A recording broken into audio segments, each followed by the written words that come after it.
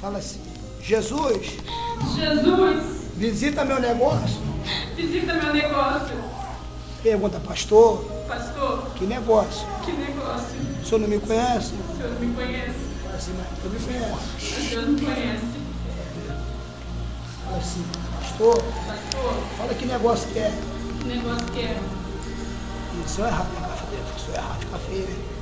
Nunca mais precisa aqui. Quando eu dei o número do telefone lá, os 4 últimos números, botei até aqui no chão, se não aparecer ninguém, aos poucos.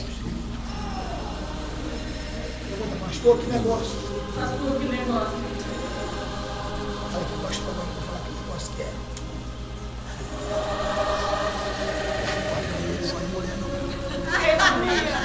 Eita, glória a Deus, aleluia!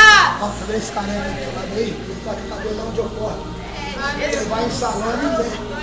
A gente paga R$1 no corte, que a gente corta em pé, já corta morrendo. Glória a Deus! Glória a Deus. Jesus, né?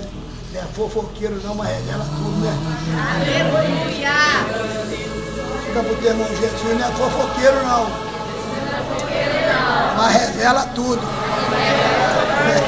Glória a Deus! Assim, Jesus, Jesus, o Senhor sabe o Senhor sabe como está meu negócio. como está meu negócio. O Senhor não está dizendo? O Senhor me dizendo, O Senhor falou com ele. o Senhor falou comigo. O negócio não é salão. O negócio está lá. Eu vou prosperar. Tu és fiel, O salão vai mudar de lugar. O lugar mudar de lugar. Tem um montão de cadeira. De cadeira. E você vai trabalhar para mim. Eu abençoo a obra de Deus. A casa de Deus A casa de Deus. vai ser patrocinada Vai ser patrocinada pelo meu negócio. pelo meu negócio. Você crê? Jesus, toca. Recebe o toque do Espírito de Deus. Ixi,